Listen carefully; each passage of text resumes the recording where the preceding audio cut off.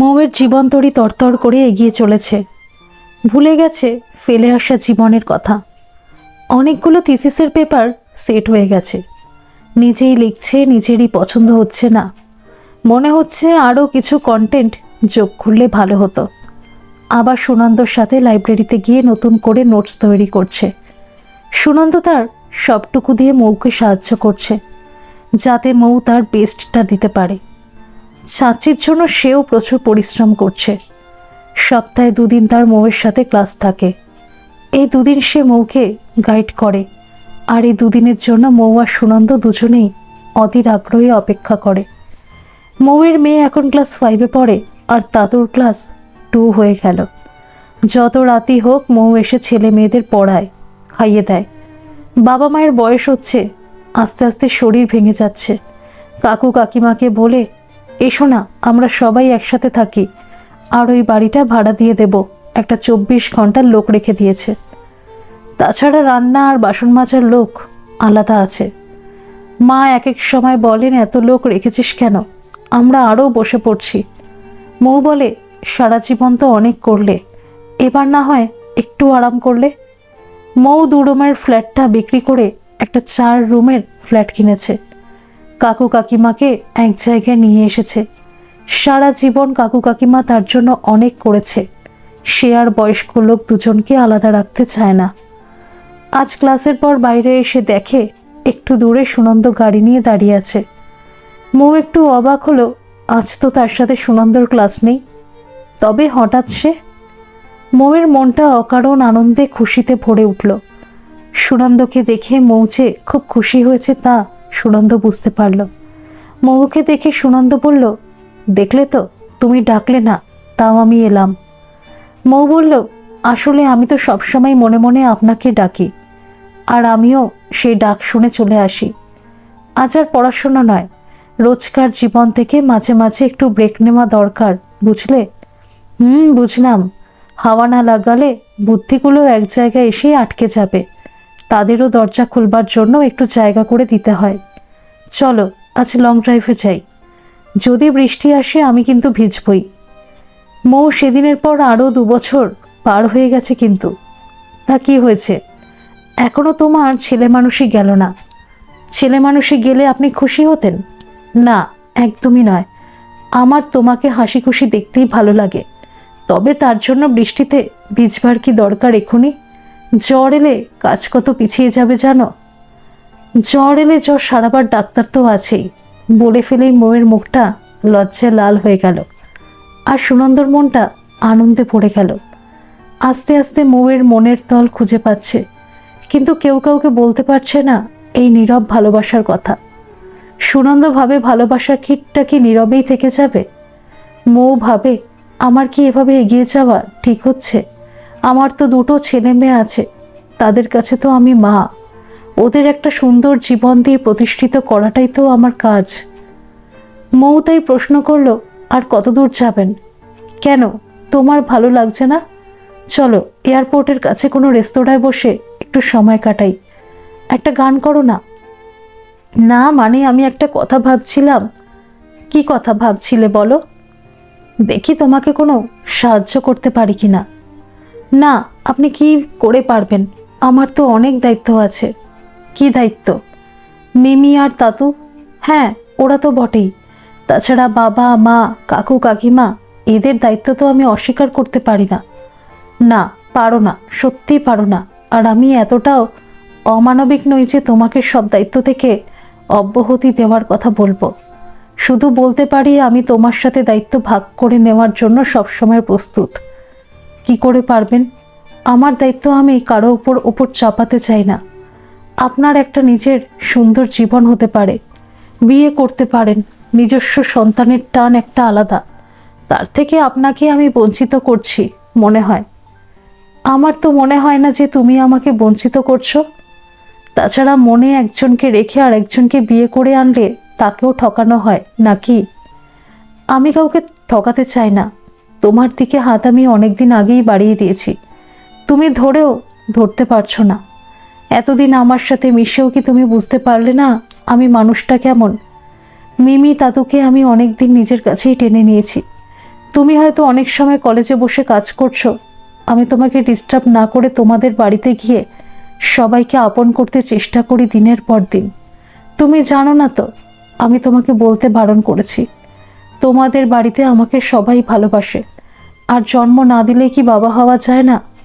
আমি যদি ওদের পাশে ওদের হাত ধরে থাকি, তোমার দায়িত্বটা সানন্দে তোমার সাথে ভাগ করে নিই, তোমার কি তাতে খুব আপত্তি আছে? ভেবে দেখো, আমি তোমাকে জোর করছি না, জোর করে আর যাই হোক ভালোবাসা পাওয়া যায় না। সুনন্দ মৌকে চুপচাপ বসে থাকতে দেখে আবার বলল, কি হলো চুপচাপ যে এত? কোনো উত্তর নেই তো? হঠাৎ তাকিয়ে দেখলো মৌয়ের বড় বড় দু চোখ ভর্তি টলটলে জল। সুনন্দ অবাক হয়ে জিজ্ঞেস করলো, কি হলো? আমি কি দুঃখ দিয়ে ফেললাম? মৌ মাথা নাড়ল। সুনন্দ মৌয়ের হাতটা ধরে বলল, তবে যদি আমার কথায় দুঃখ পেয়ে থাকো তবে ক্ষমা চেয়ে নিচ্ছি। মৌ কান্নায় ভেঙে পড়ে বলল, তুমি কিছু বুঝতে পারো না? সুনন্দর মুখ আনন্দে উদ্ভাসিত হয়ে পড়ল, সত্যি আমি কিছু বুঝতে পারি না, মাঝে মাঝে একটু বকে দিও তো, তাহলে বুঝতে পারবো। মৌর কথা শুনে তখন হেসে ফেলল। সুনন্দ গান গেয়ে উঠল, মুখে হাসি তবু চোখে জল না শুকায় রে, হায় ভীরু প্রেম হায় রে। সেদিন লং ড্রাইভে গিয়ে সুনন্দ মৌকে প্রায় এয়ারপোর্টের ধারে নিয়ে গিয়ে বসলো। বলল, তুমি আজ কিছু না বলে অনেক কিছু বলে দিলে। হয়তো আমারই সাহসের অভাব ছিল, ভাবতাম যদি অসন্তুষ্ট হও বা অপমানিত হও, তাই নিজেকে একটা বেষ্টনীর মধ্যেই আবদ্ধ রেখেছিলাম।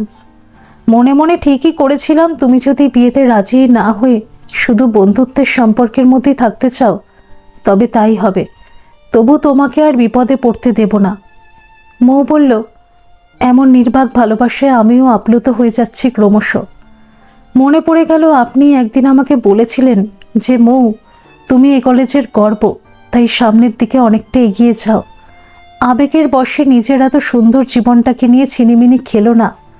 এটা একজন শিক্ষক বলো, বন্ধু বলো, তোমার কাছে আমার অনুরোধ থাকলো। হ্যাঁ, তার কারণ তুমি জানো, আমি যখন থিসিস কমপ্লিট করলাম আর তা প্রকাশিত হলো, তখন সমস্ত ছাত্রছাত্রী এসে আমায় অভিনন্দন জানিয়েছিল। তারপর তো ক্যালকাটা ইউনিভার্সিটি আমার বিভাগের এইচওডি হয়ে চলে যাই। অলোক জানতো এবার তুমি আসবে ইউনিভার্সিটিতে, তখন ও তোমাকে যক্ষের মতো আগলে রাখতো, পাছে আমি তোমাকে সত্যিটা বলে দিই যে মৌ, ওখান থেকে সরে এসো। আসল সত্যটা কি? তুমি যে বছর এসে ঢুকলে ঠিক তার আগের বছর অনিন্দিতা নামে একজন ব্রিলিয়ান্ট ছাত্রী এসেছিল, তাকেও ঠিক তোমার মতো প্রেমের জালে ফাঁসিয়েছিল। তারপর অলোকের অতিরিক্ত দাবিয়ে রাখার মনোভাবে অনিন্দিতা অত্যন্ত অসন্তোষ দেখিয়ে সম্পর্ক ভেঙে বেরিয়ে আসে। তাকে অলোক বলেছিল, তোমাকে আমি অনেক টাকা দেব, তুমি আমার হয়ে থিসিসটা লিখে দেবে। মৌ আঁতকে উঠল, সে কি? অনিন্দিতা অত্যন্ত সাহসী মেয়ে ছিল। সে বলে উঠেছিল, টাকা দিয়ে থিসিস লেখাবেন? এটা কলেজ ক্যাম্পাস না হলে আপনাকে সজোরে একটা থাপ্পড় মারতাম। ওর চিৎকারে অনেকে ছুটে আসে আর অলোক কোনো রকমে বেরিয়ে গিয়েছিল। অনেক দিন পর আবার কলেজে জয়েন করেছিল। এখন তো প্রাইভেট কলেজে জয়েন করেছে, সরকারি কলেজ ছাড়তে বাধ্য হয়েছে। মৌ বলল, হ্যাঁ জানি তো, কতখানি খারাপ লোক আর প্রতারক সে তো আমার চেয়ে ভালো আর কেউ জানে না। ওর মেজাজ দেখে আমার ওইটুকু মেয়ে পর্যন্ত প্রতিবাদ করেছিল। এত বড় অমানুষ, কি মানসিক আর শারীরিক অত্যাচারিত আমি হয়েছি তা ভাবতে পারবেন না। আমি জানি সব খবরই তোমার রাখতাম। সত্যি কথা, সেদিন অনেক দিন পর আপনার সাথে বৃষ্টিতে ভিজে আমি যে কি আনন্দ পেয়েছিলাম। অবশ্যই আপনি একটু রাগ করেছিলেন, রাগ তো এখনও করে আছি। কেন? এখন আবার কি করলাম? এই যে গাড়িতে আস্তে আস্তে বলল, তুমি এখন আবার আপনিতে ফিরে গেলে কেন? আর আপনি নয়, এবার থেকে শুধু তুমি, ঠিক আছে? আচ্ছা বাবা, আচ্ছা, আমাকে কিন্তু একটু সময় দেবে? নিশ্চয়ই। একটু কেন, যতদিন তুমি চাও ততদিনই সময় নাও। না, আসলে মিমিটা একটু বড় হয়ে উঠুক, এই মানে আর 1 বছর ধরো, তারপর আমরা ডিসিশন নেব কবে বিয়ে করব। হ্যাঁ হ্যাঁ, এতদিন চাতক পাখির মতন বসে থাকলাম, আর 1 বছর পারবো না। তবে তার জন্য থিসিস লেখার কোনো খামতি না হয়, সেখানে আমি কড়া মাস্টার মশাই। মৌ হেসে ফেলল। আর ছাত্রী যদি বৃষ্টিতে ভিজে ঝড় বাঁধিয়ে ফেলে তখন আর কি করব? তখন তো আমি স্বামীও বটে, তাই রাত জেগে মাথায় জলপট্টি দিতেই হবে। মৌ হেসে ফেলল। আপনি সরি, তুমি বেশ মজার কথা বলো। এর মধ্যে কয়েকটি কাজ সেরে রাখতে হবে। কি কাজ? বাবা মা আর কাকু কাকিমার জন্য একটা মেডিক্লেম করা আছে, কিন্তু ওগুলো আরও বাড়িয়ে দিতে হবে। মৌকে তখন সুনন্দ বলে, মৌ, যদি সত্যিই আমাকে স্বামী বলে গ্রহণ করো, তাহলে তো তোমার আমার দায়িত্ব সমানভাবেই দুজনের মধ্যে ভাগ করে নিতে হবে। তোমার দায়িত্ব মানে তো সেটা আমারও দায়িত্ব। এই নিয়ে আর কোনো কথা হবে না। কিন্তু স্বামী স্ত্রীর মধ্যে সবসময় ভাগাভাগি থাকলে কি হয়? আমি তো আমার সব রোজগার কিছু মায়ের হাতে দিয়ে বাকিটা তোমার কাছেই দেব। কতটা জমাবে, কোন খাতে কত জমা দেবে, সব তোমার ব্যাপার। এ নিয়ে আমি আর মাথা ঘামাবই না। মৌ বলে উঠল, ওরে বাবা, এত বড় দায়িত্ব নিতে পারবো না। যতটা পারবে ততটাই নিও, আর আমি তো আছি তোমার পাশে চিরকাল। যা অসুবিধা হবে পরিষ্কার আমাকে বলবে। জানো মৌ, তুমি আমার অনেক দিনের ভালোবাসা, এমনকি অলোকের আগে থেকে। আমি বলে ওঠার আগেই অলোক তোমাকে পিক পকেট করে নিল। মৌ সুনন্দর কথা শুনে খিলখিল করে হেসে উঠল। তারপর বলল, অন্য কাউকে পিক পকেট করতে দিলে কেন? অপেক্ষা করতে হয়, বুঝলে? তখন বলতে গেলে তুমি ভাবতে আমি তোমাকে জোর করে অলোকের থেকে আলাদা করে দিলাম। তাহলে আজকের দিনটা আসতো না। এতগুলো দিন তুমি অপেক্ষা করেছিলে আমার জন্য, তবু মুখে কিছু বলনি। কি করব?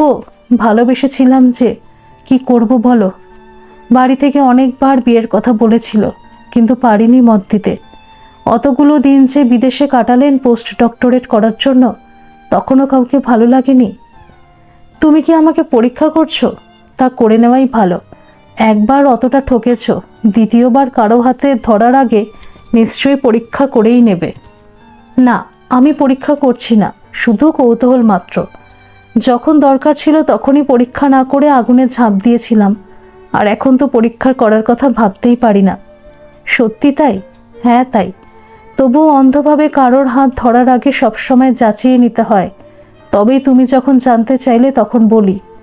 একসাথে কাজরতে 2-3 জনের সাথে বন্ধুত্ব তো হয়েছিল, তবে কোনোটাই সিরিয়াস কিছু ছিল না। আরম্ভ হবার আগেই শেষ হয়ে গিয়েছিল। আমার মুখের সামনে শুধু তোমার সারল্যে ভরা সুন্দর মুখটাই বারবার ভেসে উঠেছিল। মৌয়ের চোখটা ছলছল করে উঠল। বলল, এত ভালোবাসা ছিল, তবুও একবারও বললে না? আসলে সময় না হলে কিছুই হয় না। এখন আমার সময় হলো। সেদিন মৌ এবং সুনন্দর পরস্পরের মন দেওয়া নেওয়া এবং একটা ভবিষ্যৎ জীবন সম্পর্কে একটি সিদ্ধান্তে আসার পর সুনন্দ ফেরার সময় একটা ভালো ফুলের বুটিকে দাঁড়িয়ে হলুদ, লাল, গোলাপি সব রং মিশিয়ে একটা বড় গোলাপের ঝাড় কিনে দিল, তার সাথে 3টে বড় চকলেট। সুনন্দ বলল, 2টো দিও আমার মিমি আর দাদুকে। আর 3য়টা মৌয়ের গালে নিজের আঙুল ছুঁয়ে বলল, এই মেয়েটার জন্য। মৌ বলল, এই মেয়েটা তোমার কে হয়?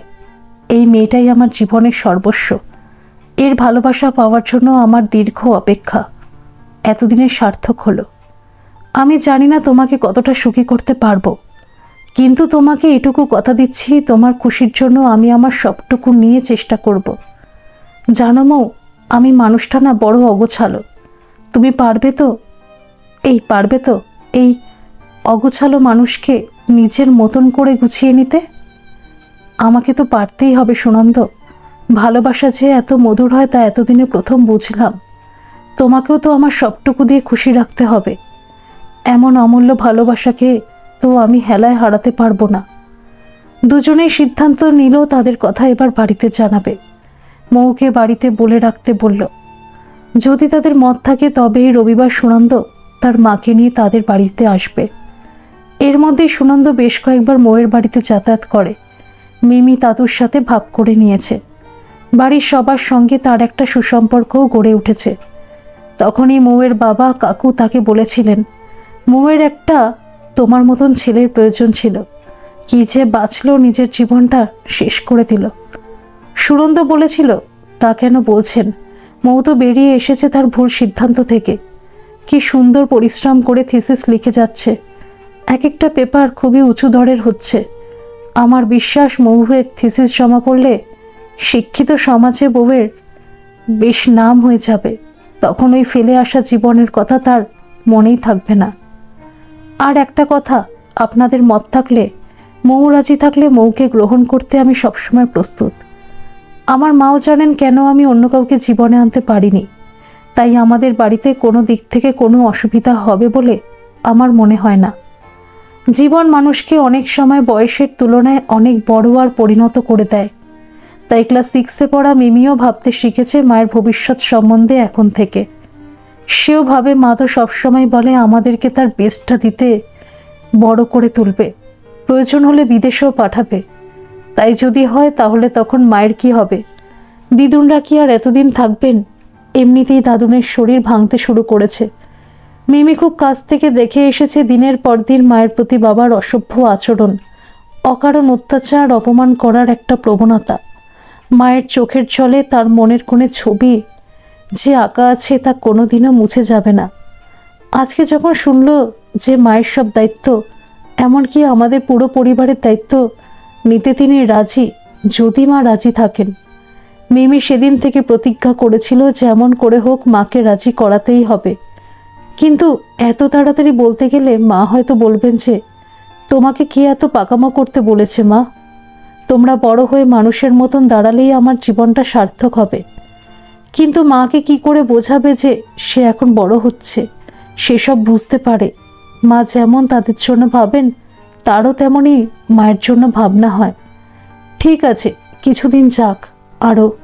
আপাতত হোমওয়ার্ক শেষ করে মায়ের দেওয়া এক্সট্রা কিছু পড়াশোনা রোজই থাকে, সেগুলো শেষ করি। যত রাতই হোক মা নিজে এসে সব খুঁটিয়ে চেক করেন, তারপর আবার পরের দিনের কাজ দিয়ে যান। ইতিমধ্যে দিদুন খাওয়ার জন্য ডাক দিয়েছেন। মিমি বলল, আর একটু অপেক্ষা করি, মা আসুক। দিদুন? কাকি দিদু বলল, ওইটুকু মেয়ে কি সুন্দর মায়ের জন্য অপেক্ষা করে দেখেছ? কাকু দাদু বলল, কার মেয়ে দেখতে হবে তো। মৌ বাড়িতে ফোন করে জানিয়ে দিয়েছে সে আজ বাইরে থেকেই খেয়ে আসবে। মিমি তাতু যেন খেয়ে নেয়। মৌ একটু আটকে পড়েছে। বাড়ির লোকের সন্দেহ হলো, মনে হয় আজ সুনন্দ ওকে কিছু বলবে বলে ডিনারে নিয়ে গেছে। কাকু বললেন, তা যদি হয় আর আমার পাগলিটা যদি রাজি হয় তবে তো খুব ভালো হয়। সুনন্দ বাড়ি ফেরার পথে একটা বড় মিষ্টির দোকানে দাঁড়িয়ে মৌয়ের বাড়ির জন্য নানা রকম মিষ্টি কিনে বাক্স ভরিয়ে দিল। মৌ বলল, তুমি এত কিছু কিনে দিচ্ছ আর আমি তোমাকে কি দিই? তুমি তো আমাকে নিজেকেই দিয়ে দিলে আজ, এর চেয়ে বড় পাওয়ার কি থাকতে পারে? মৌ, আমারও তো এক কথা, আমিও যে পেলাম তোমাকে, এতদিনে পেলাম সত্যিকারের ভালোবাসার আস্বাদন। মৌ জিজ্ঞেস করলো, তুমি একবার নামবে তো? না মৌ, আজ রাত হয়ে গেছে, মাও একলা আছেন। তাছাড়া সব ঠিক থাকলে আমাকে জানিও, আমরা রোববার আসবো, মানে আমি আর মা। ঠিক আছে তাহলে। খুব ভালো কাটলো আজকের দিনটা। তোমার সাথে কাটানোর প্রতিটা সন্ধ্যায় আমার ভালো লাগে, বুঝলে মহারানী? বুঝলাম। দুদিন ছুটি আছে, কাজ যেন আগের চেয়েও ভালো হয়। হ্যাঁ হবে, এত কড়া মাস্টারমশাইয়ের পাল্লায় পড়েছি যে না হয়ে আর যায় কোথায়। মৌকে এত জিনিস নিয়ে ঢুকতে দেখে সবাই বুঝলো, কিন্তু কিছু জিজ্ঞেস করলো না। মৌ মিষ্টির বাক্সটা মায়ের হাতে দিয়ে বলল, তোমাদের জন্য সুনন্দ কিনে দিল। একবার আসতে বললি না কেন? ওর সাথে কথা বলতে খুব ভালো লাগে। হ্যাঁ আসবে মা, হয়তো এই রোববার ওর মাকে নিয়ে আসবে। তারপর ছেলে মেয়েদের হাতে চকোলেট দুটো দিয়ে বলল, তোমাদের কাকু এটা কিনে দিয়েছেন। তারপর বলল, আমি একটু কাপড় ছেড়ে ফ্রেশ হয়ে আসছি। মৌ বাড়ির ভেতরে ঢুকতেই মিমি তাতু জড়িয়ে ধরে বলল, আজ আমরা দিদুনের কাছে খেয়ে নিয়েছি মা। মৌ ওদের কাছে টেনে নিয়ে বলল, কাল তো সবার ছুটি আছে, কাল আমি সবার জন্য রান্না করব। মিমি পাকা বুড়ির মতন বলল, কেন বাবা, একটা দিন ছুটি পেয়েছো, একটু রেস্ট নাও না। মা, আজকে আমাদের এক্সট্রা পরোটা কাকু দাদু দিয়ে দিয়েছেন। কাকু দাদু দিয়েছেন তাহলে তো আমার কিছু বলারই নেই। মৌ ঘরে গিয়ে একটা সুন্দর ফুলদানিতে গোলাপগুলো সুন্দর করে সাজিয়ে রাখলো। মনটা খুব ভরা ভরা লাগছে। এমন সুন্দর গোলাপ, চকোলেট তাকে কেউ কোনোদিনও দেয়নি। অলোকের সাথে সম্পর্কের মাঝে তার মনে বারবার সংশয় এসেছে সে ঠিক পথে এগোচ্ছে কিনা। কিন্তু ডিসিশনে ঠিক মতন আসার আগেই অলোক বিয়ের প্রস্তাব দিয়ে দিল। মনে পড়ে না কোনোদিন তাকে একটা গোলাপ অথবা একটা চকলেট কিনে দিয়েছে কিনা। রোজই তার কফি হাউসে বসা চাই, রোজই মৌকে দাম মেটাতে হতো। খুব দু একটা দিন হয়তো বলেছে আমি দিচ্ছি, তা আবার শুনিয়ে দিয়েছে আজকে চাটা কিন্তু আমিই খাওয়ালাম। মৌ বলতে গিয়েছিল রোজই খাওয়ানো উচিত, কারণ আমি এখনো ছাত্রী, কিন্তু বলতে গিয়েও বলতে পারিনি। তার ইদানিং ভালো লাগতো না। তার মনটা যখন প্রেমের কথা শুনতে চাইতো তখন অলোক তাকে থামিয়ে দিত। বিয়ের আগেই তার এই দাবিয়ে রাখার মনোভাব তাকে কষ্ট দিত। নিজের এই অক্ষমতার জন্য নিজেকেই দায়ী করে সে আর কাউকে না। সবাই তো তাকে বারণ করেছিল, এই ভুলভাল সম্পর্ক থেকে বেরিয়ে আসতে বলেছিল, সেই শুনতে চায়নি। স্মিতাকে অলোক খুব ভয় পেত। ওর স্মার্ট ব্যবহার, উন্নত কথা বলার ভঙ্গি মৌকে না তার বিরুদ্ধে বিষিয়ে তোলে। এমনকি সুনন্দও সাবধান করেছিল। তখন অলোক তাকে বুঝিয়েছিল আসলে কেউ তো অলোকের মতো এত ট্যালেন্টেড নয়, তাই হিংসের জন্য তার নামে ওসব উল্টো পাল্টা কথা বলছে। যাকগে, যা ফেলে এসেছে তা নিয়ে ভাবছে কেন। মৌয়ের একটা গুণ আছে যা তাকে আঘাতে ক্ষতবিক্ষত করে, দূরে সরিয়ে দেয়। সেদিক থেকে একবার মুখ ফিরিয়ে নিলে আর ফিরে তাকায় না। আবার সে পুরনো কথা ভাবছে। তার চেয়ে বরং ভাবুক আজ যে সুন্দর সময়টা সুনন্দর সাথে কাটিয়ে এলো। বাড়িতে সবাইকে বলতে হবে ওদের রবিবারের আসার কথা। হঠাৎ ফুলগুলোর দিকে তাকিয়ে তার মনে একরাশ খুশির উদ্রেক হলো। সে অনেক দিনের পরে গান গেয়ে উঠল, আজ শ্রাবণের পূর্ণিমাতে কি এনেছিস বল বল। বহুদিন বাদে মৌয়ের গলায় এমন সুন্দর গান শুনে বাড়ির সবাই খুব খুশি হলো। সবাই একরকম বুঝিয়ে নিল এবার ব্যাপারটা একটা পজিটিভ দিকে এগোতে চলেছে। মৌ ভাবল কাল যখন তার ছুটি আছে আর নিজে হাতে রান্না করবে বলেছে, তাহলে তার প্রাণের অন্যতম বড় বন্ধু স্মিতাকে ডেকে তার সাথে আনন্দটা ভাগ করেই নিক। সুনন্দকে কি ডাকবে? না, এত তাড়াহুড়ো না করাই ভালো। তার চেয়ে কাল তারা নিজেদের মতন সময় কাটাক। সুনন্দ তো আসবেই রবিবার। দুদিন ছুটি আছে বলে দুনিয়ার কাজ দিয়ে রেখেছে তার কড়া মাস্টারমশাই কাম ভবিষ্যতের স্বামী। বলেই দিয়েছে বিয়ে হোক আর যাই হোক থিসিস কিন্তু 1 নম্বর হতে হবে। কি গভীর পড়াশোনা মানুষটার। সমস্ত ডকুমেন্টস কোথায় কোন বউয়ের কোয়েন পাতায় আছে সব যেন মুখস্থ। এই না হলে গাইড। মৌ যে থিসিস লিখে দিয়েছিল তার চেয়ে তার নিজের থিসিস অনেক ভালো হচ্ছে, কারণ সে এখনও পড়াশোনা করার সুযোগ পাচ্ছে আর একটা কড়া মাস্টারমশাইয়ের সহযোগিতা পাচ্ছে। মৌ গান শেষ করে দেখলো মিমি তার পাশে ঠেসে টুসে শুয়ে পড়েছে, আর মা বাদে অন্য 3 জন এসে তাকে ঘিরে দাঁড়িয়েছে। তাতু ঘুমিয়ে পড়েছে, তাই মা তাতুকে ছেড়ে আসতে পারছে না। মিমি মৌয়ের গলা জড়িয়ে ধরে বলল, মা কতদিন পর কি সুন্দর গান গাইলে। কাকুন এসে পাশে বসে পড়লেন, কি রে কোনো সুখবর আছে মনে হচ্ছে? কাকিমা বললেন, সুখবর তো আসাই উচিত ছিল এতদিনে। আমরা তো অপেক্ষা করে বসে আছি কবে আসবে সুখবরটা। মৌ সবার দিকে তাকিয়ে বলল, সত্যি তোমরা অপেক্ষা করছিলে? হ্যাঁ রে মা, সত্যিই আমরা অপেক্ষা করছিলাম। তোর জীবনটা গুছিয়ে রেখে গেলে আমি আর তোর কাকুও শান্তিতে যেতে পারি। আবার যাওয়ার কথা উঠছে কেন? এত তাড়াতাড়ি আমি কাউকেই যেতে দেব না। ঠিক আছে, আমরা যাওয়ার কথা বলবো না। এবার তুই বল আসল কথাটা। আগে তোমরা বলো, এবার আমি ভুল করছি না তো? কাকুন বললেন, দেখ মা, আমি ছাত্রঘড়ি জীবনটা পার করে এসেছি। আমার চোখ ভুল বলে না। আমার অলোককে যেমন ঝুটো কাজ বলে মনে হয়েছিল, সুনন্দকে তেমনি খাঁটি হিরে বলেই মনে হয়। মৌ লজ্জারণ মুখে বলল, তোমাদের মত থাকলে ওর মাকে নিয়ে রবিবার কথা বলতে আসবে। অবশ্য 1 বছর একটু অপেক্ষা করব আমরা, কারণ আমার থিসিসটা তখন অনেকটাই এগিয়ে যাবে। আরে যার হাতে পড়বি তার পাল্লায় এমনি তোর থিসিস তরতর করে এগিয়ে যাবে। হ্যাঁ, আসলেও চাইছি এখানে কাছাকাছি একটা 4 BHK ফ্ল্যাট কিনে আমরা সেটেলড হব।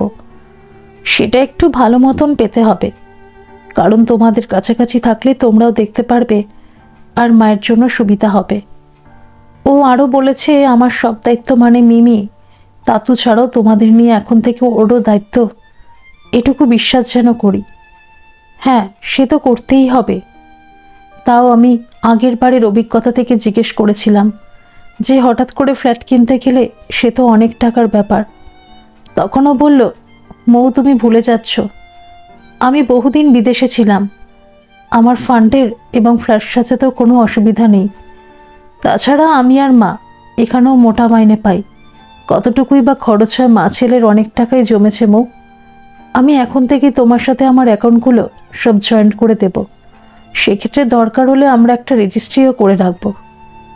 ওর বাবা কাকা বলে উঠলেন, আর তাছাড়া আমাদের যা কিছু আছে সবই তো তোর, নিজেও এখন স্বাবলম্বী, কোনো অসুবিধা হবে না বলেই আমাদের বিশ্বাস। ঠিক আছে, তুই রবিবার আসতে বলে দে, আমরা মোটামুটি এগিয়ে যাই। মিমি হাততালি দিয়ে বলে উঠল, কি মজা, ওই আঙ্কেল আমাদের বাবা হয়ে যাবে। মৌ মেয়ের গালে হালকা চাপড় মেরে বলল, খুব পাকা হয়ে গেছিস দেখছি। মৌ স্মিতাকে ফোন করে কালকের জন্য নিমন্ত্রণ জানিয়ে রাখল। মৌ স্মিতাকে ফোন করার পর দুই বন্ধু তো হেসে গড়িয়ে পড়ছে। স্মিতা মৌকে বলছে, মৌ আমি এবার সত্যি খুব খুশি, সুনন্দ স্যার সত্যি খাঁটি হিরে, এতদিনে তুই ঠিকঠাক পছন্দ করলি, আর তুই কত দূর এগুলি। আমি ঠিক করেছি এমনি ঘুরবো, বন্ধুত্ব রাখবো, কিন্তু কোনো বন্ধনে আর জড়াতে চাই না। ব্যস্ত আছি, স্বাধীন জীবন উপভোগ করছি। আমি ঠিক বিয়ের মেটেরিয়াল নই রে, সবাই তো একরকম হয় না। আমার কাছে আমার স্বাধীনতাটাই খুব প্রিয়, তবে তুই আলাদা, তোরা দুজনেই খুব গভীরভাবে ভালোবাসতে পারিস, তাই তোদের জীবন অনেক সুন্দর নদীতে বইবে। আর আমি চাই তুই অনেক দুঃখ পেয়েছিস, এবার ভালোবাসাটা উপভোগ কর প্রাণ ভরে। ঠিক আছে, কাল আসছিস তো? হ্যাঁ নিশ্চয়ই আসবো। তুই রাঁধবি আর আমি আসবো না, তা কি হয় নাকি? হয় না না না রে, আসলে অনেক দিন থেকেই তোর কাছে যাব ভেবেছি, খুব মন কেমন করছিল তোর জন্য। কাল গিয়ে তোর হাতে জমাটি রান্না খাবো আর প্রচুর আড্ডা দেবো অনেক দিন পর। স্মিতা ফোনটা রাখার পরই মৌ দেখল গাছগুলো খুব দোল খাচ্ছে। মৌ তাড়াতাড়ি উঠে জানলাগুলো সব খুলে দিল। দেখলো চাঁদটা পুরো মেঘে ঢেকে গেছে আর ঝিরিঝিরি বৃষ্টি পড়াও আরম্ভ হয়ে গেছে। মৌ গুনগুন করে গান গেয়ে উঠল, তুমি এলে অনেক দিনের পরে যেন বৃষ্টি এলো। ঠিক তখনই ফোনটা বেজে উঠল।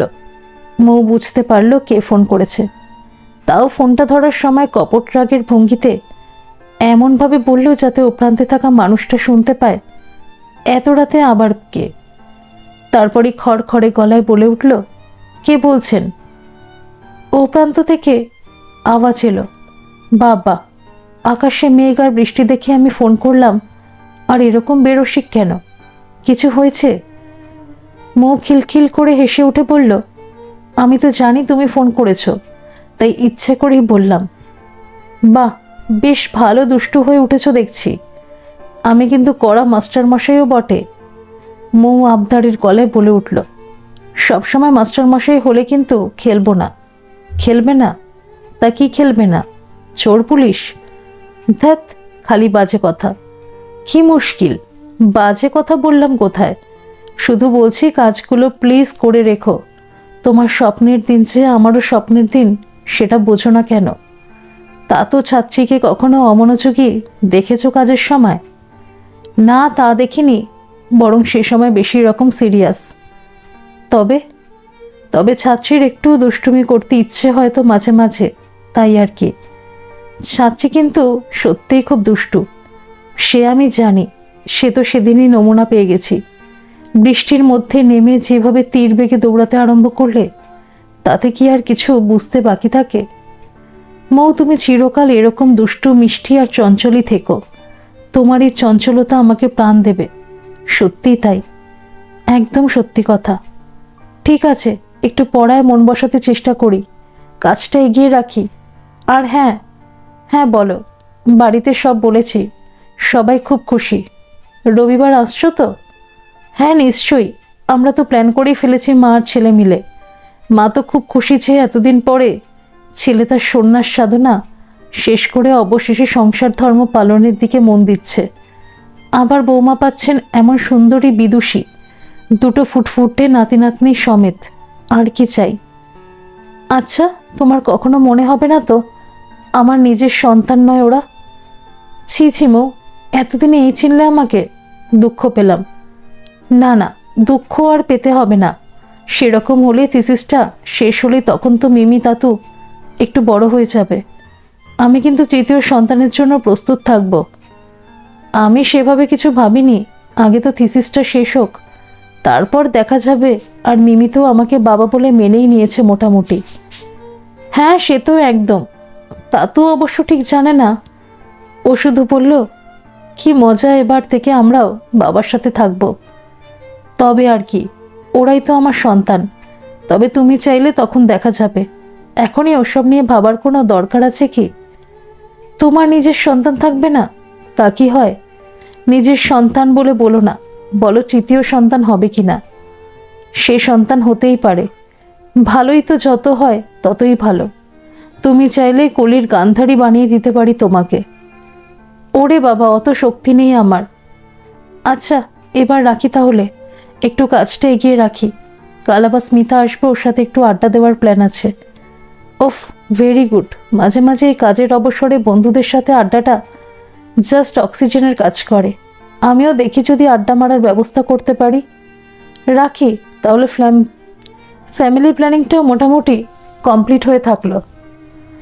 মৌ বলল, একদম। ওরে বাবা, তাহলে কি আগে থেকে ট্রাই করা যাবে?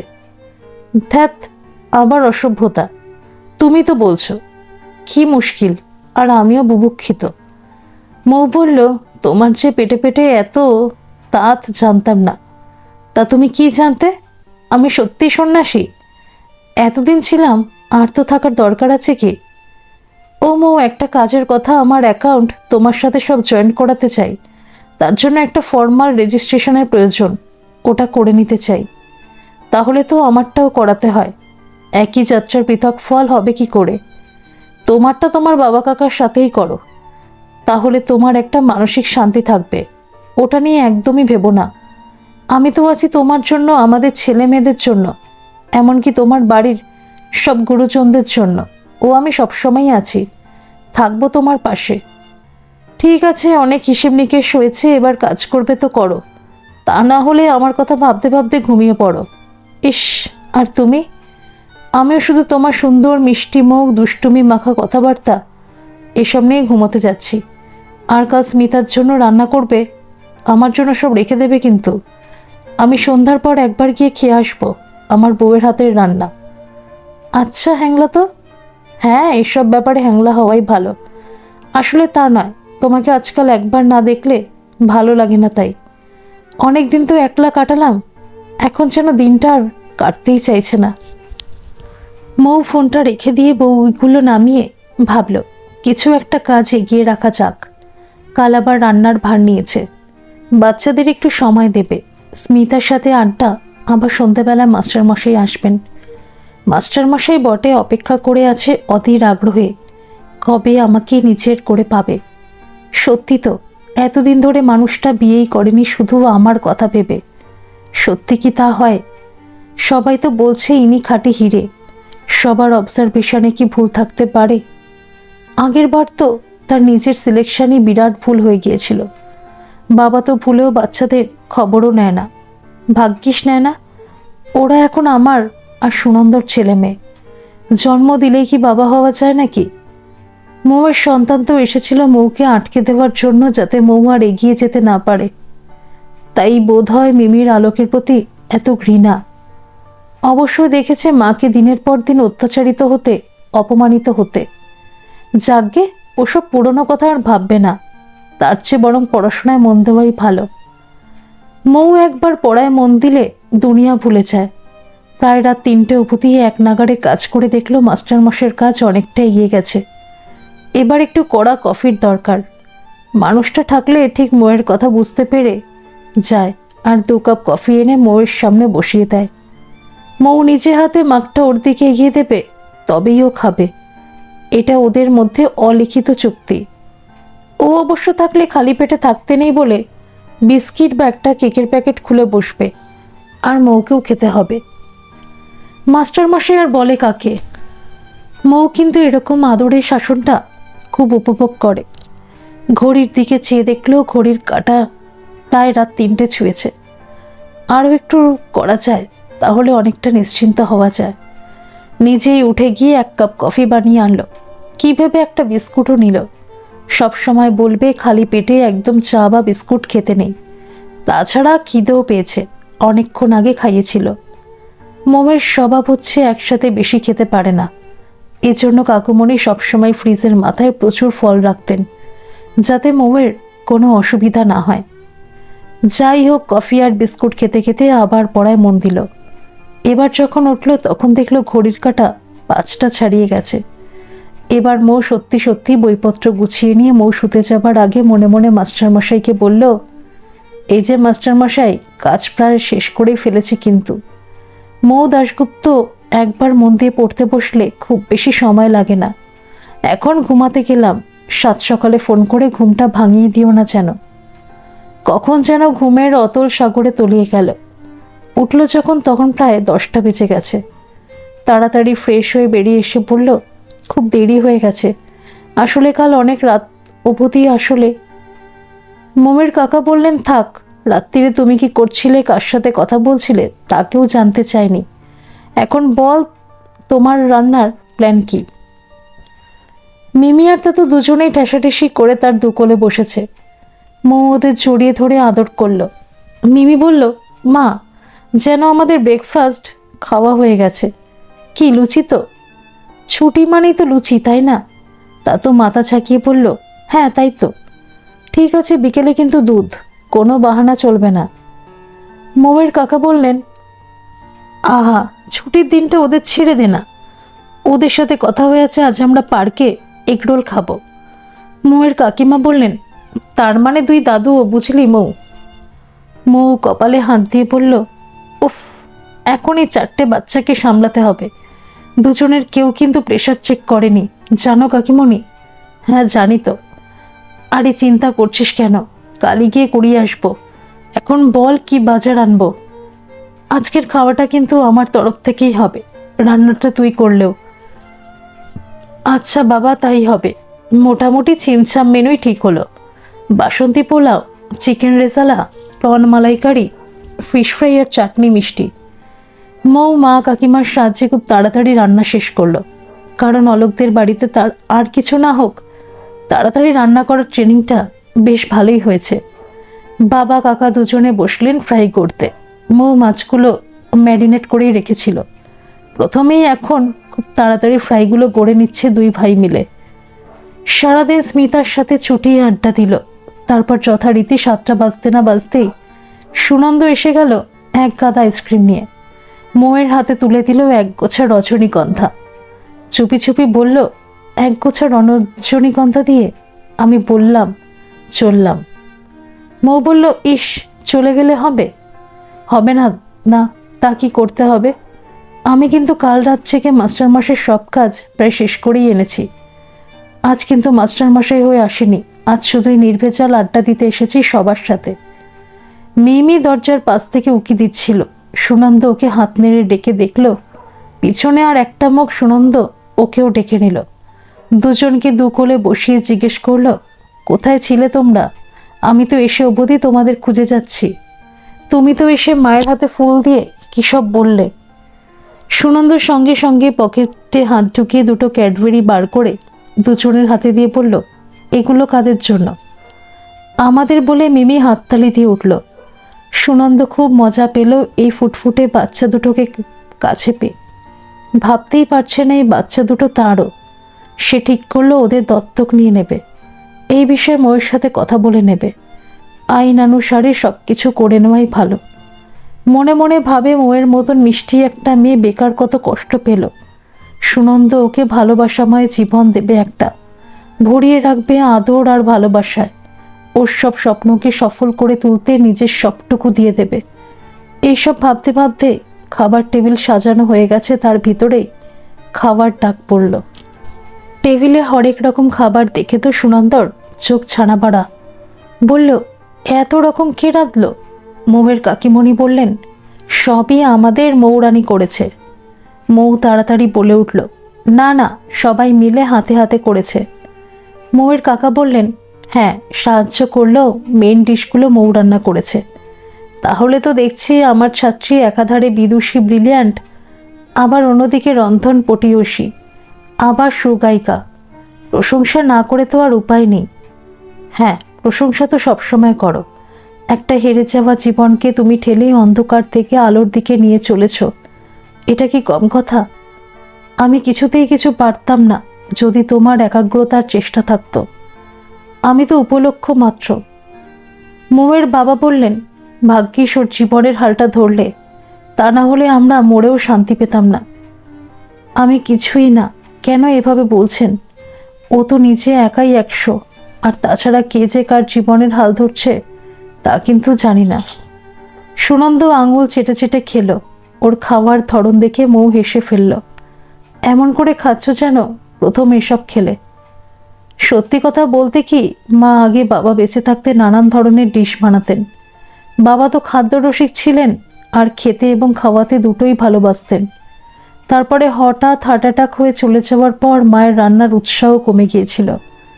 এখন রান্নার লোক রান্না করে, মা ওই একটা এনজিওতে গিয়ে মেয়েদের দিয়ে নানা রকম কাজ করিয়ে তাদের স্বনির্ভর করার চেষ্টা করেন।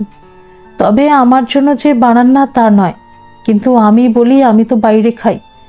বাবা ঠাকুমা থাকতে তো অনেক রান্না করেছ, পিসিরা আসতো, নানা রকম রান্না হতো।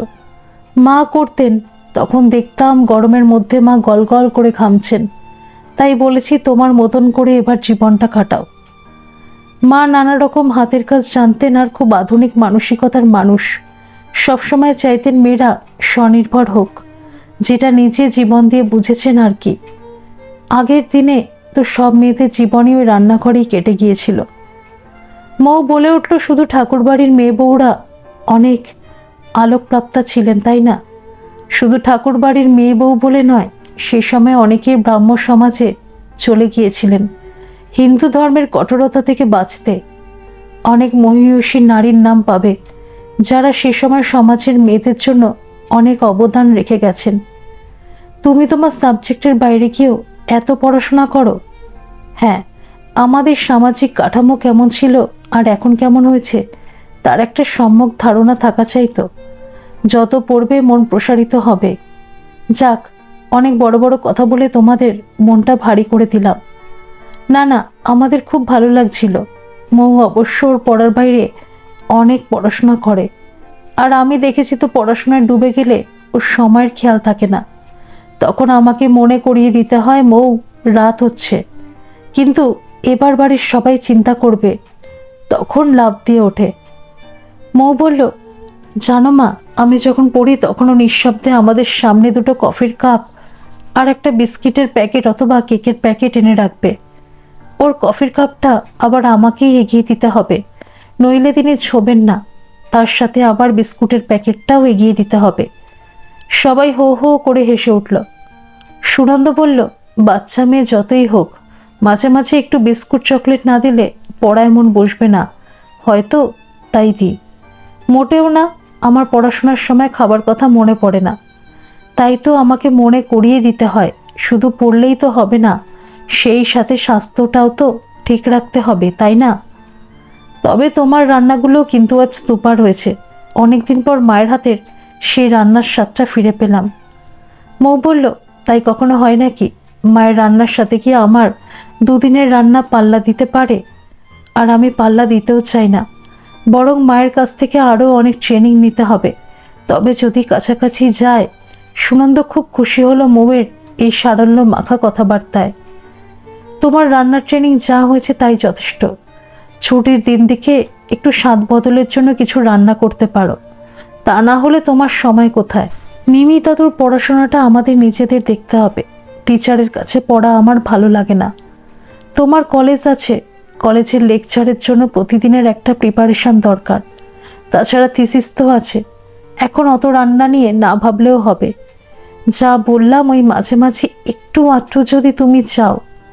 আমার দিক থেকে কোনো কিছু আমি তোমার ওপরে চাপিয়ে দেব না। তোমার ইচ্ছাগুলো আমাকে জানতে হবে তো। বাড়ির লোক তখন ওদের কথা বলার সুযোগ দিয়ে একটু এদিক ওদিক আছে। সেই সময় সুনন্ত মৌয়ের হাতটা ধরে একটু কাছে টেনে এনে হাতটা জড়িয়ে ধরে বলল, তুমি শুধু আমাকে সারা জীবন এইভাবে জড়িয়ে থাকবে, ব্যাস, তাহলে আমার হবে, আর কিছু লাগবে না। আর আর কি, এই এলোমেলো আমিটাকে তুমি তোমার মতন করে গুছিয়ে নিও, কেমন? মৌ, দীর্ঘ অপেক্ষায় আমি ক্লান্ত। এবার আমি নিজেকে শুধু তোমার হাতে ছেড়ে দিয়ে নিশ্চিন্ত হতে চাই। তোমাদের বাড়িটা কিন্তু খুব সুন্দর। মৌ, আমার কথার উত্তর পেলাম না। আমি আমার সবটুকু দিয়ে চেষ্টা করব তোমাকে ভালো রাখার। শুধু তুমি ভালো থাকলেই তো আর হবে না, তোমাকেও ভালো থাকতে হবে। সেই সুযোগটা তুমি আমাকে করে দেবে না? আমি যে বললাম আমি খুব এলোমেলো। কে বলেছে তুমি এলোমেলো? এলোমেলো হলে এত কেয়ারিং হতে পারতে? সবসময় যে ফুল নিয়ে আসো, সেই ফুলের মধ্যেই লুকিয়ে থাকে তোমার একরাশ ভালোবাসার সুগন্ধ। বাহ, দারুণ কথাটা বললে তো। জানো মৌ, ফুল না আমিও খুব ভালোবাসি। তাই আমি তোমাদের বাড়ির সামনে যে জায়গাটা আছে তাতে অনেক রকম ফুল ফোটাবো তোমার জন্য। তাহলে যে ফ্ল্যাটটা বুক করা হলো এখানে যাব না আমরা? না, থাক না, মা যতদিন আছেন থাক। হয়তো ওখানে মা বাবার অনেক স্মৃতি রেখে দিয়েছেন। আমাদের কি উচিত হবে সেই মধুর স্মৃতিগুলো মায়ের জীবনের পাতা থেকে একদম উপড়ে ফেলা? বাহ, এইভাবে তো ভাবিনি কোনোদিন। এজন্যই তুমি মৌ।